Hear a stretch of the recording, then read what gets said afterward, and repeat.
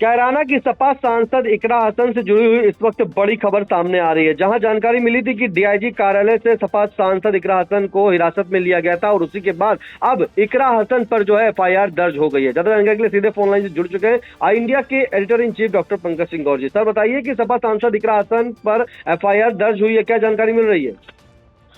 देखिए निशांत, आपको बता दें कि समाजवादी पार्टी की कैराना की सांसद इकरा हसन जो पिछले दिनों आपने देखा होगा कि सहारनपुर के मोनू कश्यप हत्याकांड के मामले को लेकर वो डीआईजी के कार्यालय पहुंची हुई थी, जहां पर मोनू कश्यप की जो मां है वो फरियाद लगाने पहुंची थी इस हत्याकांड में। उनका आरोप था कि उनके जो एक महिला को जेल भेजा गया है वो उसके परिवार के लोग भी शामिल हैं।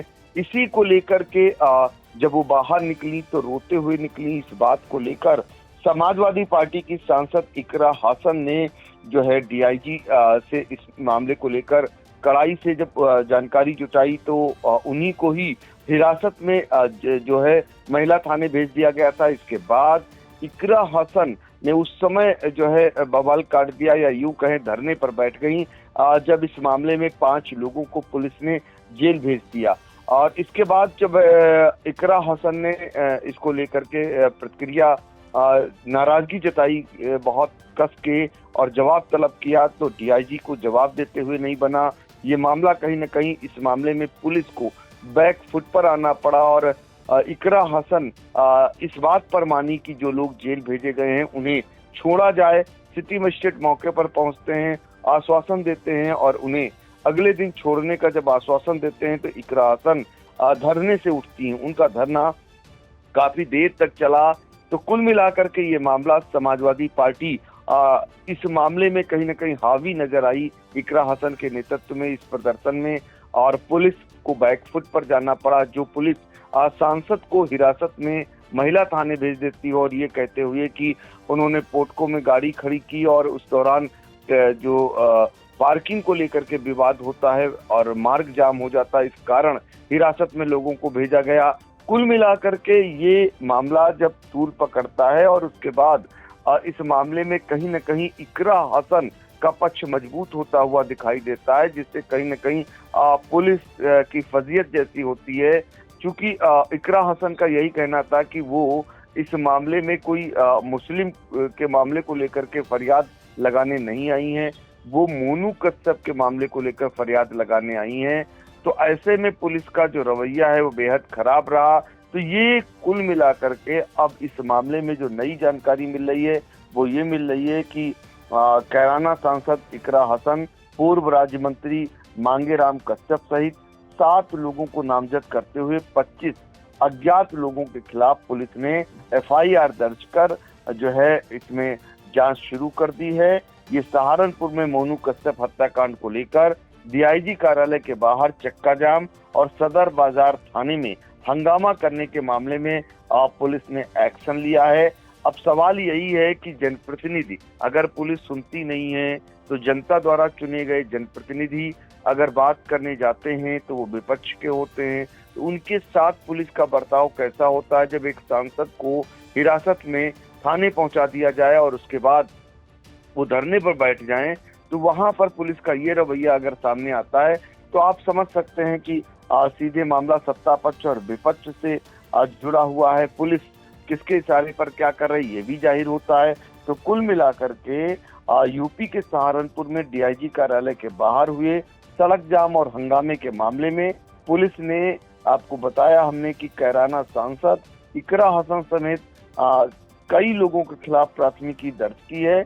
इस मामले की एफआईआर अब सामने आई है। आप सोचिए जरा, जिसमें नामजद जो 7 आरोपी हैं उसके अलावा 20 से 25 अज्ञात लोगों को भी शामिल किया गया है। पुलिस द्वारा दर्ज जो मुकदमे के बाद जिले की सियासत एक बार फिर गर्मा गई है। स्वाभाविक है, एक सांसद पर अगर मुकदमा होगा तो सियासत तो गरमाएगी, वो भी विपक्ष की सांसद हैं, तेज तर्रार सांसद हैं। जिस तरीके से डीआईजी से वो उनके ही कक्ष में पुलिस अधिकारियों की मौजूदगी में सवाल खड़े कर रही थी, जवाब देते उस वक्त नहीं बन रहा था। एफआईआर जरूर दर्ज की गई है, उस समय कोई प्रतिक्रिया नहीं निकल रही थी जब सांसद जवाब मांग रही थी।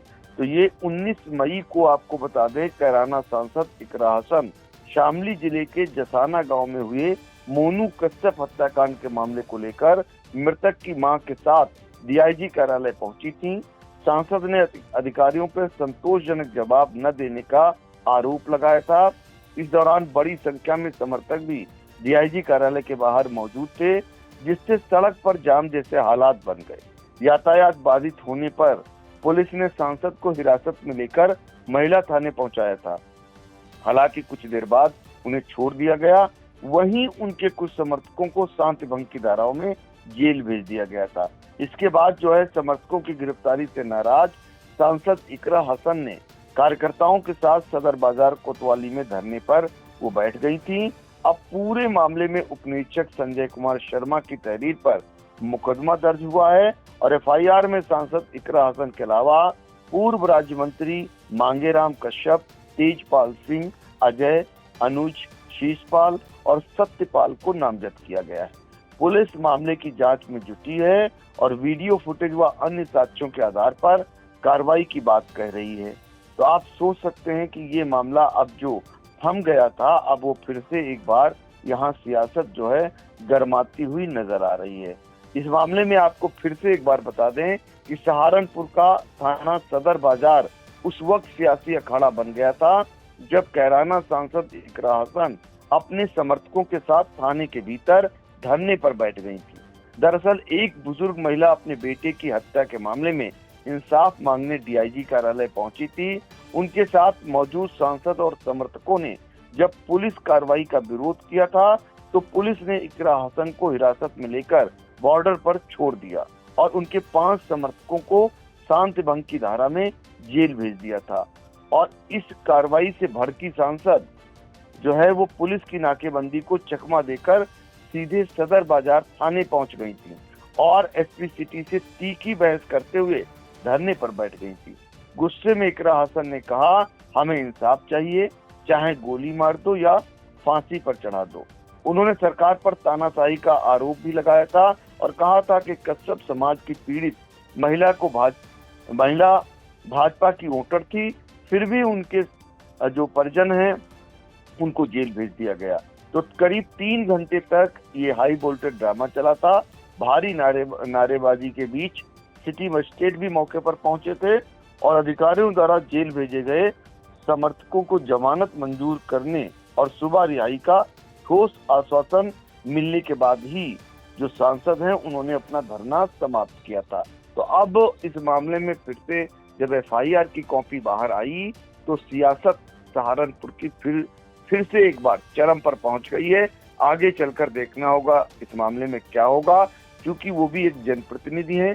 सांसद के साथ जो बर्ताव हुआ, क्या वो भी इस मामले को लेकर लोकसभा में अपनी बात उठाएंगी, ये देखना रहेगा। लेकिन इतना जरूर है कि जिस तरीके से किसी भी मामले को लेकर मुकदमे दर्ज हो रहे हैं, उसमें अगर जनप्रतिनिधि जाते भी हैं किसी चीज को लेकर अपनी बात रखने, एक ये बड़ा सवाल उठ रहा है, क्या ये सब पुलिस निष्पक्षता से कर रही है या फिर इसके पीछे सत्ता पक्ष का उनको आदेश आ रहा है? ये बड़ा सवाल बन गया है। बिल्कुल बिल्कुल बड़ा सवाल भी बन गया है और राजनीति जो है वो गर्मा गई है। जिस तरह से सांसद इकरा हसन पर एफआईआर दर्ज हुई है, उनके समेत 7 लोग नामजद और 20 से 25 लोग अज्ञात हैं और ऐसे में एफआईआर दर्ज होना कहीं ना कहीं जो है विपक्ष अब हमलावर भी हो गया है। विपक्ष आक्रोश है कि जब भी कोई न्याय दिलाने जाता है तो क्या वो मुकदमा खुद ले लेता है। तो ऐसे में जब उनके ऊपर मुकदमा लगा है तो कहीं ना कहीं बड़ा सवाल भी उठा है और राजनीतिक माहौल भी गर्मा गया। फिलहाल इस महत्वपूर्ण अपडेट के साथ आपका धन्यवाद। चुनावी समर में आया इंडिया का महासर्वे,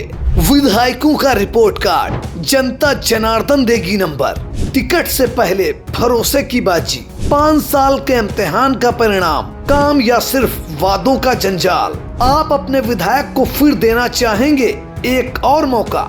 खबर आपकी, नजर हमारी, देखते रहिए आई इंडिया।